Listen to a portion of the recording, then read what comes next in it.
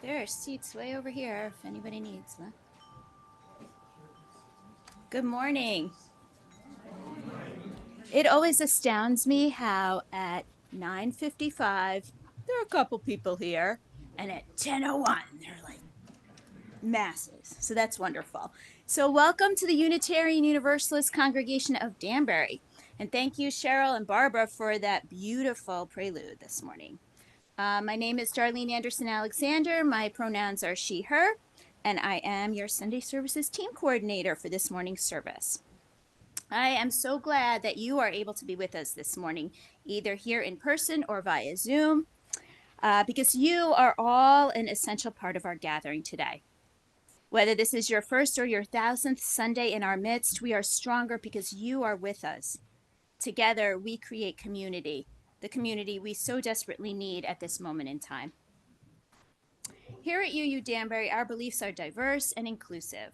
We have no shared creed, but rather a shared covenant.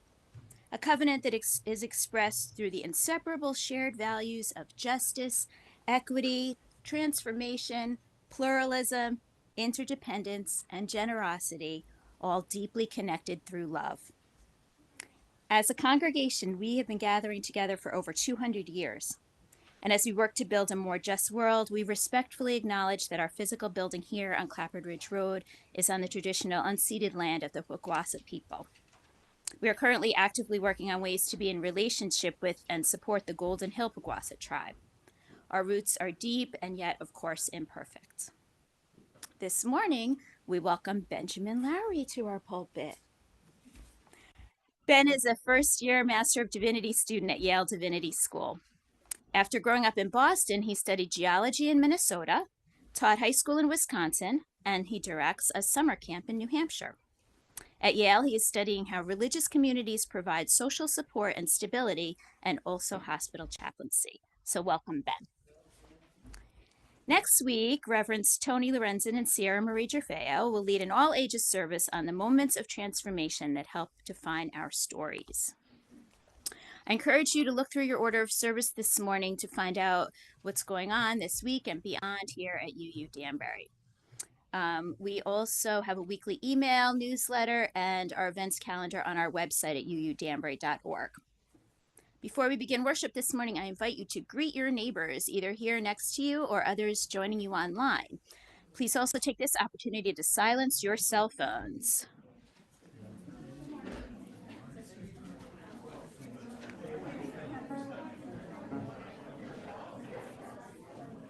Good morning. Good morning. Good morning. Good morning.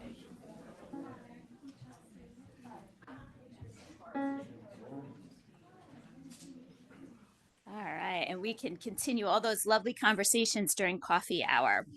Now I think Julia and Lana are going to come up and help us light our chalice this morning. We make this time and this place holy simply by being together. And we begin by lighting our flaming chalice, the symbol of our Unitarian Universalist faith. So please join me in the words printed on your screen. All right, love is the spirit of this congregation, and justice is its light. This is our covenant, to dwell together in peace, to seek and speak the truth in love, to help one another and celebrate life. And now I invite you to rise in body or spirit and join in singing our hymn of welcome, number 346 in the Gray Hymnal, Come Sing a Song with Me.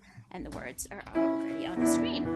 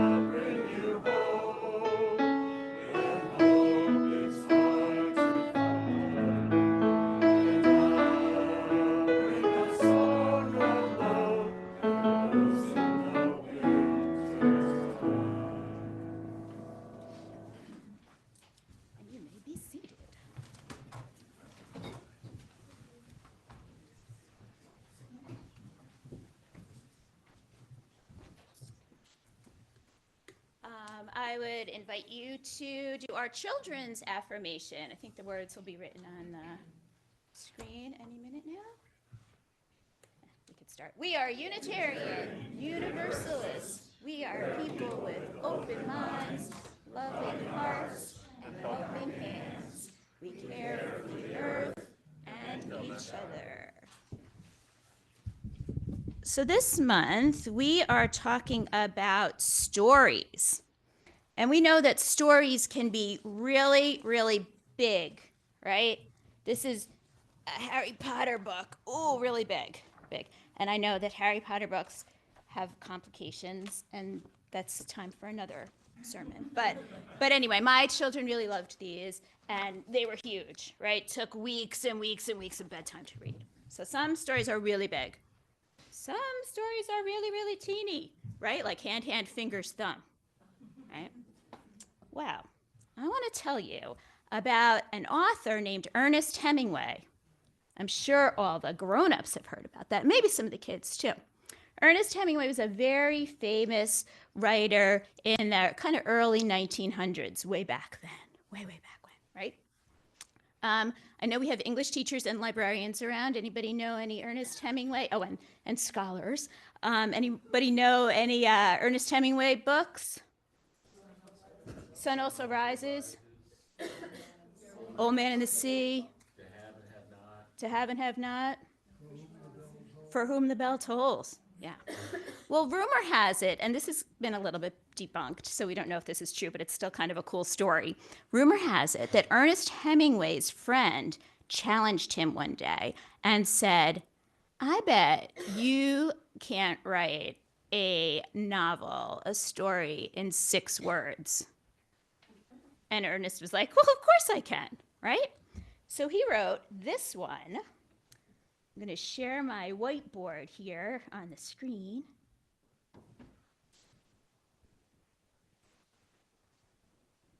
All right. For sale, baby shoes never worn. So that a lot of people think that that's really sad. I try to think of it as I was expecting a baby, I bought baby shoes that were infant size, and I had an 11-pound kid, so they were never worn, right? But it could be a sad, story, right? All right.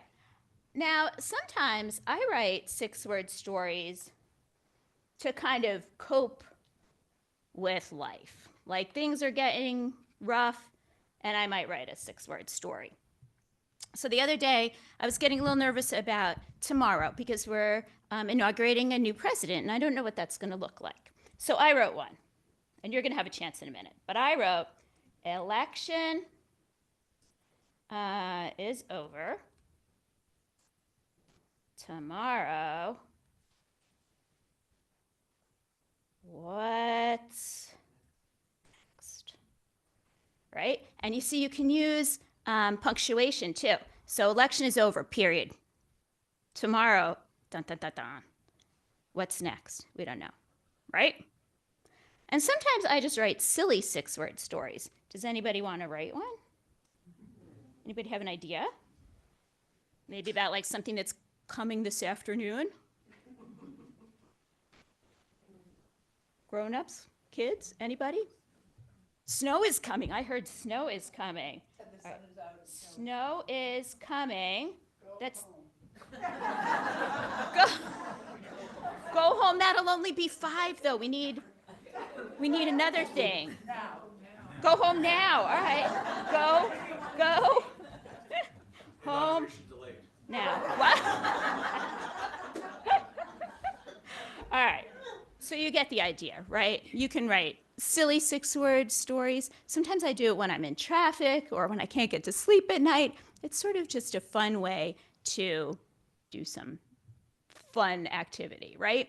And if you want, you can travel down a rabbit hole on the internet if you search 6-word memoirs or 6-word stories, because there have been competitions and books written, and it's huge. So do it if you'd like to. All right. The next thing that we're going to be doing is collecting food. So if you have brought food today, we have a basket up here. I'm hoping one of our smaller friends will take the basket. If you're a grown-up who has food and you need help, put your food up high and perhaps somebody will come get it. Come, children, bring food. Maybe Miss Allie will help this happen. I don't know how this happens anymore. Oh, well, we need the basket. There it is. Sterling, do we have a volunteer?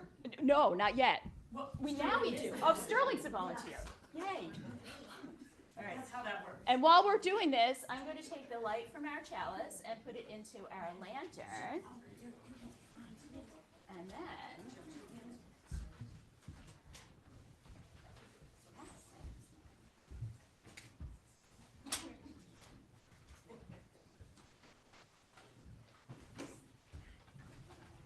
And then everyone's going to go with Miss Yvonne and Miss Allie out that door.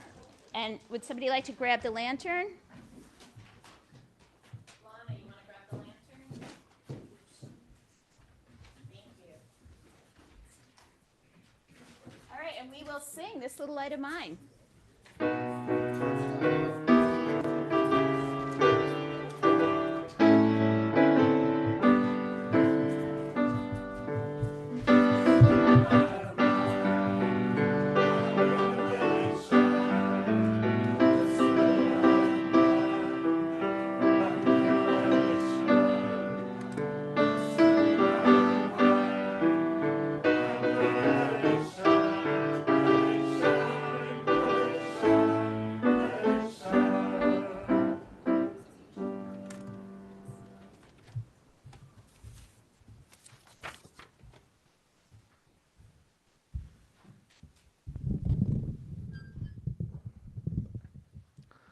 All right, so we've arrived at the time in our service when we're going to be sharing some milestones with one another.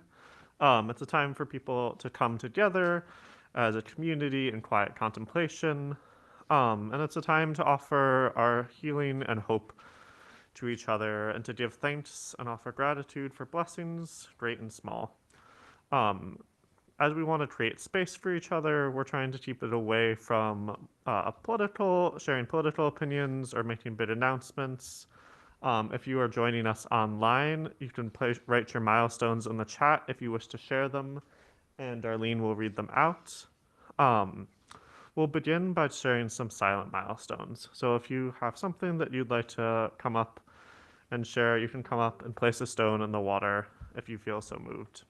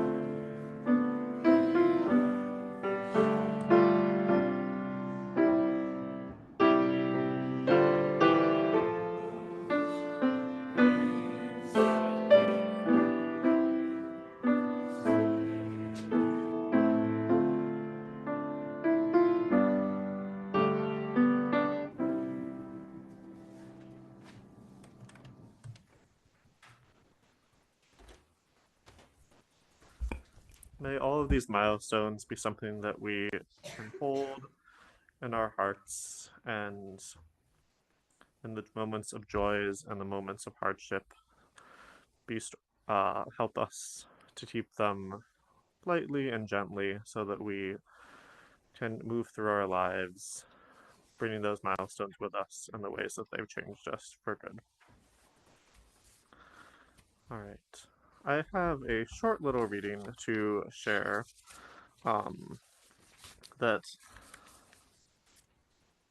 mostly ties into our sermon for today. Um, it is an excerpt from the musical Hadestown, from the opening song. I'll talk a little bit about what Hadestown is in my sermon, but for now, it's a musical about a story, and I wanted to give a little excerpt from the first song in which we're told what kind of story it is. It's a love song. It's a love song. It's a tale of love from long ago. It's a sad song. It is a sad song, but we're gonna sing it even so. It's an old song. It's an old song. It's an old tale from way back when, and we're gonna sing it. We're gonna sing. We're gonna sing it again.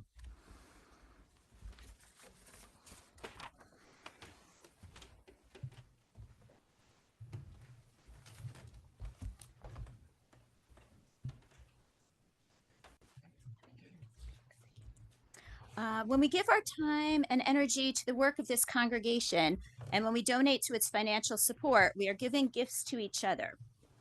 Each one of us gives to and receives gifts from all of our members and friends, and then together we give to the community around us. There are multiple ways to give this morning. The offering plates will pass here in the sanctuary. To give electronically, you may use the QR code that is on the screen. And you may also mail a check to UUCD at 24 Claphard Ridge Road in Danbury. The offering will now be gratefully received, and thank you for your generosity.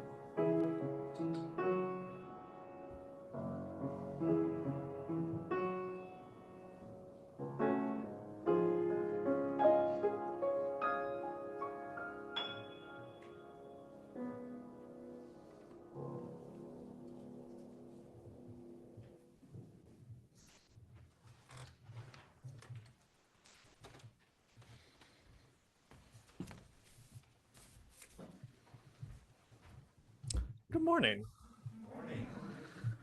All right. So, thank you, Cheryl and Barbara. That was lovely. We're going to talk about stories for a little bit. So, the reading from 3 minutes ago is from the musical Hadestown. It's a musical written by Anais Mitchell, and it's a retelling of the Greek myth of Orpheus and Eurydice. Much about the show is undefined. The setting is vaguely Depression era, maybe post apocalyptic. There's a factory somewhere. We think the underworld where the dead seem to work day in and day out. But the setting is unimportant. The show's narrator, Hermes, even tells us so. He says, "Don't ask where, brother, don't ask when." Because what matters is the story. For those unfamiliar, Orpheus and Eurydice's story is about a pair of lovers. The details vary between tellings, as you might expect for a story that's thousands of years old, but I'll give you some of the facts, the commonalities between most stories. In all tellings, Orpheus is an artist. He and Eurydice are in love. Eurydice dies, and she goes to the underworld. Orpheus, distraught, sneaks into the underworld and bargains with Hades, the lord of the underworld, to set her free. Hades agrees, under one condition, that Orpheus walk ahead of Eurydice the entire trek out of the underworld without ever looking back to see if she's behind him. Of course, Orpheus looks back. He breaks his agreements, and Eurydice has to stay in the underworld. In the world of Hadestown, it's a sad song. It's a tragedy. But we can also look at other tellings of this myth. In Chaos, a recent rather irreverent retelling of the Greek myths, Orpheus and Eurydice's love is a little stormier, it's a little more complex. They've fallen into love, but eventually fall out of it. In this telling, when Orpheus looks back, it's the moment of letting go. It's a sigh and acceptance that their relationship is over and that he can let Eurydice walk away. In both stories, the bones haven't changed. Orpheus still goes to the underworld. Eurydice still stays there. He still looks back. But the meaning of these stories couldn't be more different. The difference between these two iterations, I think, gets really at the nub of what storytelling is and why we humans have to tell stories. We tell them because they give this world, this life, and our experiences meaning. Now, you might say, Orpheus and Eurydice are fictional, and our lives are real. Isn't there a difference? And I might say, if a childhood in which I discovered that you can, in fact, check out more than 100 books from the library at the same time has taught me anything, I'll say that I don't think something being a story has ever stopped it from being true. To be clear, when I talk about telling our lives as stories, I'm speaking pretty inclusively. I don't think a story needs to have a rising and falling action, or a climax or a conclusion to really be a story. To me, it's any time when we link together the facts and moments of our lives, when we join them with laughter and tears into a chain of events that we can understand. My brother does this. When he and my sister-in-law go out to dinner with friends, and they tell the story of how they got engaged 3 times. And they're telling moments that might have been a little confusing and sometimes difficult become part of the order of things, their crazy journey to what's become a joyful marriage. My friend Katie tells stories. She's a hospital chaplain, and when she sits with people in moments of deep pain and confusion, she listens to them as they sort their lives, the lives of their loved ones, into a story that helps them understand the facts. It helps them move from their current moment of pain into their next, hopefully a little less painful moment. My dad certainly tells stories, a lot of them. Usually they have some sort of moral, even if it's just, don't put the turkey on the patio to cool if the dog is also on the patio and not on a leash.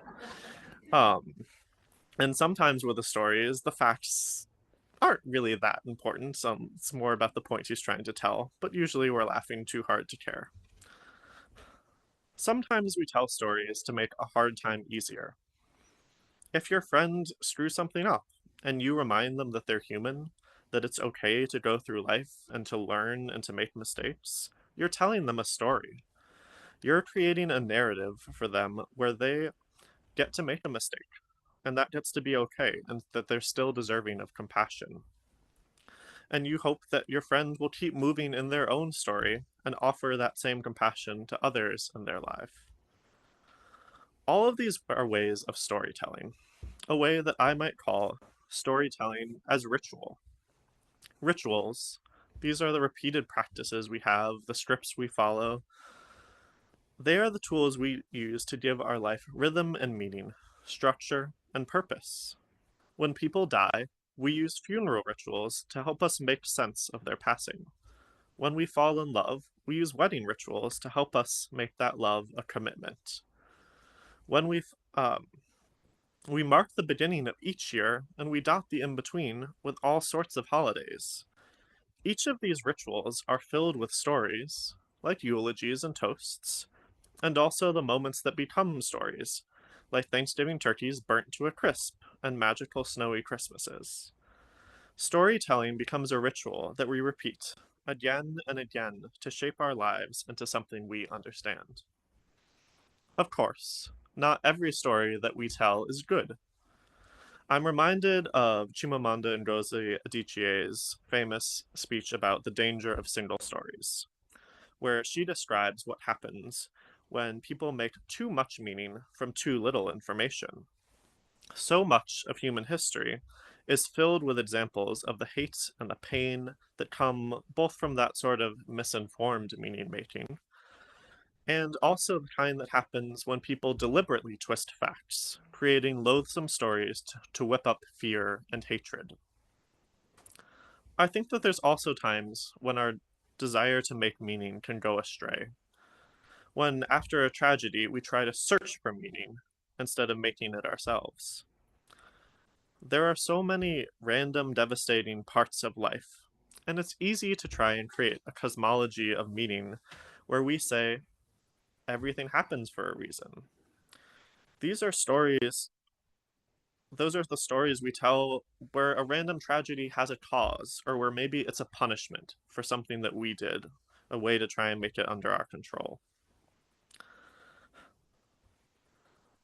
And I don't think mean to say that no meaning can be made from tragedy or hard things, but I think that we have to be sure that it is meaning made, not meaning found. That looks like recognizing the mark of a lost loved one in our life, maybe the lessons we've learned from them, and the way that they live on in our own story. That sort of meaning doesn't keep us locked in the despair of the moment, asking an unanswerable why, but helps us grieve and grow. As I hope is clear by now, I'm not saying that the stories we tell have to be happy. Humans have been telling the tragic version of Orpheus and Eurydice for thousands of years, using the characters' hopes and dreams and pain to help us understand and process our own. Humans have made meaning from tragedy from the very beginning of our species, and we will continue to do so. I think sometimes that these moments of tragedy provoke the hard questions and the scary questions, especially about this practice of telling stories. And these are questions that we might not want to answer. However, if what I'm doing right now is telling a story, I think a sermon is a sort of a story, I can't be afraid to ask the hard questions. After all, my favorite stories have scary parts. They have sharp teeth. That's part of why they cling to me. So let's ask the question that I worry about when life is hard and when I'm scared. What if stories are just lies? What if humans are just meaning making machines who lie to ourselves to give shape to a meaningless life in which we're born and just eventually die? Or, to paraphrase someone a little more famous, are stories just the opiates of the masses? To that I say, in some ways, yes. Humans are meaning making machines. But I don't think that makes us liars. It's true. We could be cynical and hate ourselves for the constant need in our brains to link together moments of our existence with a reason to um but I think instead of doing that, we could just enjoy what our brains naturally do. What if we revel in our ability to witness this universe and our life and to create meaning from it? That ability, it is amazing. Meaning making is why we tell stories, and it's why we should tell stories. We could get deeply psychological here and talk about how our brains need to construct narratives to help us understand what we experience, to help us process things, and how it's not necessarily something we could even turn off, even if we wanted to. But as it's been about 10 minutes, I'll keep it pretty simple. Storytelling, I think, is a sign of our engagement with life. And ultimately, I think it's an act of witness. It's a moment where we can see and understand and experience this awe inspiring beast that is life. And I think it's only when we truly bear witness to life, when we understand the story, our role within it, and how we contribute to the telling of it, that we get to start feeling that joy and the meaning from the story. So go, tell a story. Tell one that's happy, tell one that's sad. Be a character in your own life and in the lives of your loved ones. Bear witness to the universe and make from it the joyful, wonderful meaning that only humans can.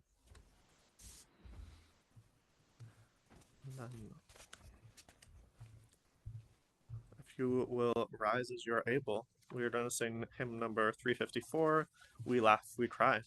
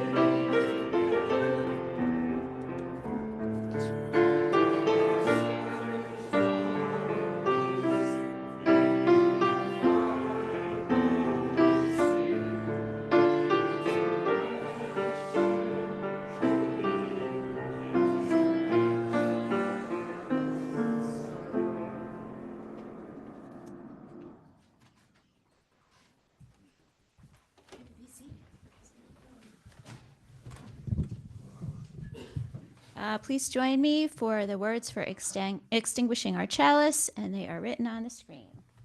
We extinguish this flame.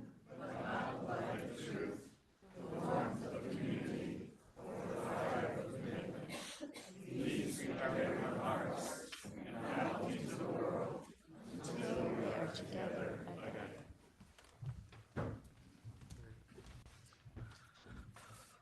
Before we go, a couple of quick thank yous. First to Rev Tony for having me here, and to all of you.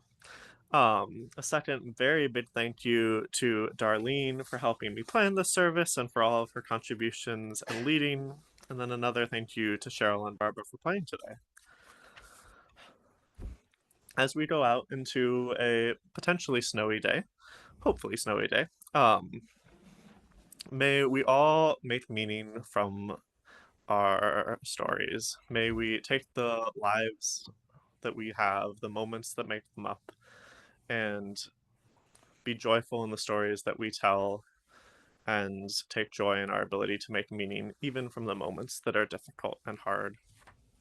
Please go in peace.